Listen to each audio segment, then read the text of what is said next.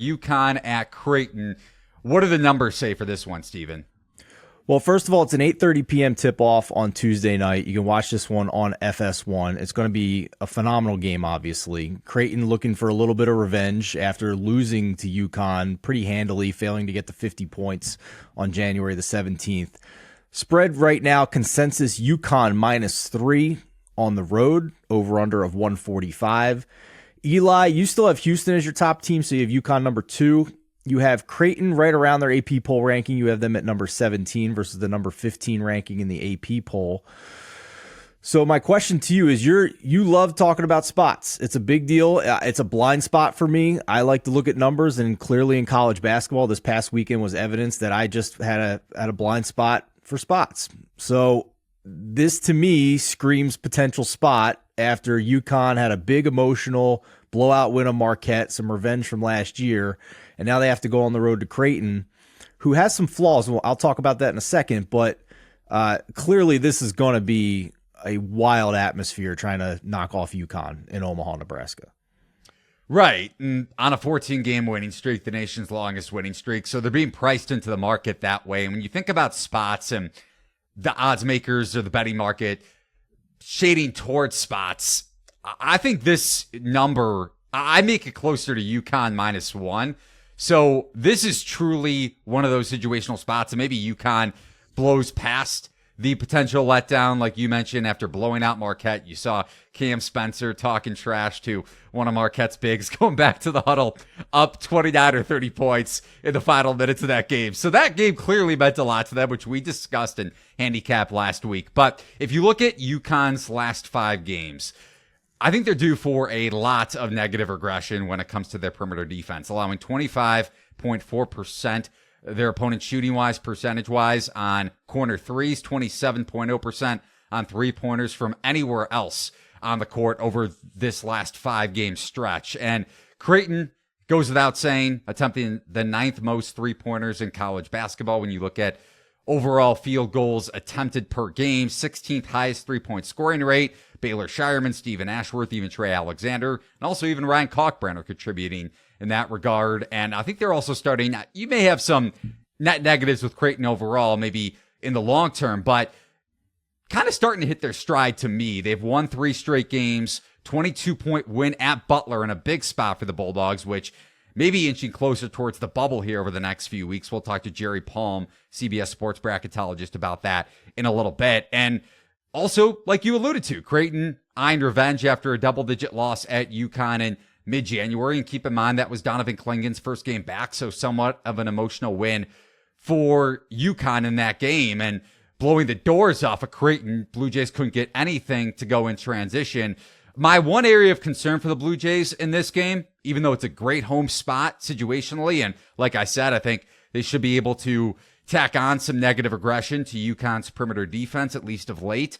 Creighton's drop coverage was an issue in that first matchup. Cam Spencer, I mentioned him a little bit ago, took advantage of that in the half court and in transition with Creighton running drop with Ryan Kalkbrenner. So if Creighton can't get those transition opportunities that it couldn't get in the first meeting, then UConn may be able to take advantage in transition and once again in the half court. But numbers-wise and matchup-wise, I think Creighton gets revenge here. I'm not so sure. Here's my concern. We talked about going into that Butler game that Creighton, in my opinion, is still shooting too many threes. They did it again. They're averaging 40% of their shots this year is 3-pointers. They shot 42% of their attempts beyond the arc against Butler, and Butler just didn't hit any threes, and that's why the margin was what it was. Butler went 6 of 22 from 3, so you do that, you're not going to win the game. So this is still a Creighton team that's really good inside the arc against most opponents, like elite, but they don't take enough attempts from there to balance out the inefficiency of their 3-point shooting. So that's a tough spot for me here. And with the size that UConn has on the inside, I'm nervous that they're going to chuck up too many threes again here. I understand your point about negative regression. I agree with you, but what if they only shoot like 34% from 3? Is that enough in this game? That would be positive regression based on what UConn's defense has allowed. Is that enough? because I think, the other side too here is UConn should be able to shoot the lights out against Creighton's perimeter defense. Creighton has massively struggled defending the three over the past 8 games. Brad Evans had a great stat this week. Creighton 317th in Division I in three-point field goal defense over the past 8 games. And as we know, UConn has a couple of sharpshooters in Caravan and Spencer who are shooting greater than 40% from three. So to me, the three-point line is a huge story in this game. The first meeting between these two teams, we talked about how reliant Creighton has been on threes. They were even more reliant the first matchup between these two. Half of their field goal attempts in the first matchup against UConn were from three. And they didn't hit many of them. And that's why the margin was what it was.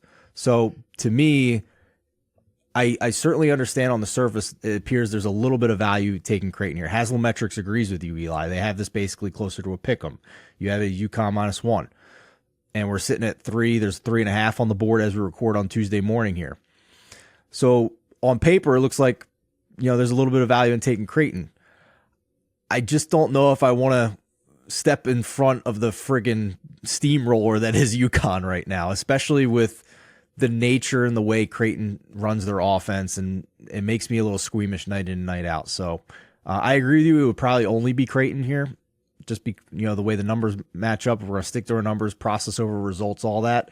I agree with you, but I'm not excited to bet against this UConn team night in and night out. I think they're the best team in the country.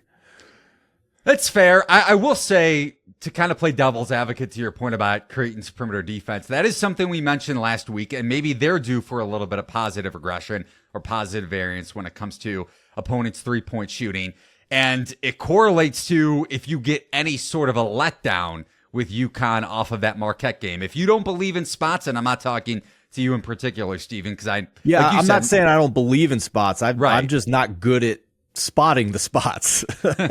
That's fair. And there are people, let's say, going back to Monday night that may have said, okay, the Vatek Virginia line is too high, or the Houston Iowa State line is too high. And Iowa State backers covered, even though it was a revenge spot for Houston. And the same couldn't be said for Virginia backers if you took the 4, even 3.5, because Virginia Tech won that game by, I think, 30 plus. So that isn't to say, or that my notion towards this game, it's not to say that spots always come to fruition, but I think the stars align here, to use a cliche, for Creighton. And then one last thing for UConn, just in the long term, like you said, you don't want to get in front of the UConn bulldozer, and I think that's going to be the same thought process for many bettors is going to take place come the NCAA tournament, and that's going to be baked into their number whether it comes to Final Four futures, national title futures,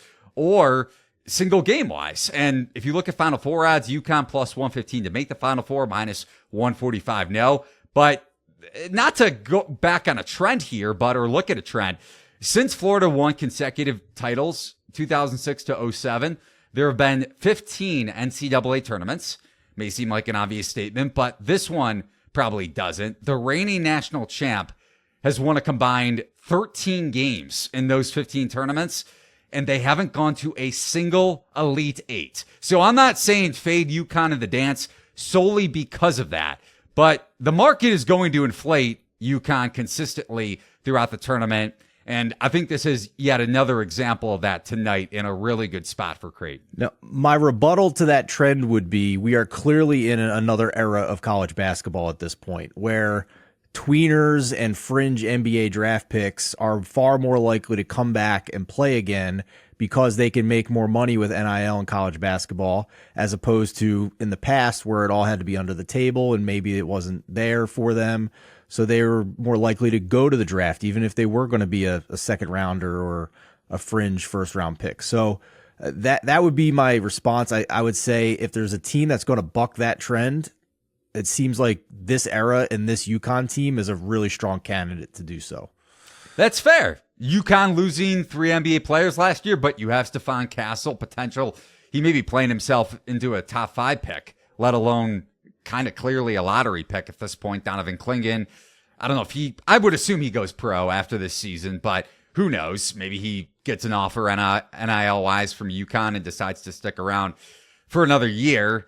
But at least pure talent-wise, when you look at the roster they had, whether it was cohesion or the combination of that with pro talent itself, last year's UConn team had more of it. But I get the trail you're going on.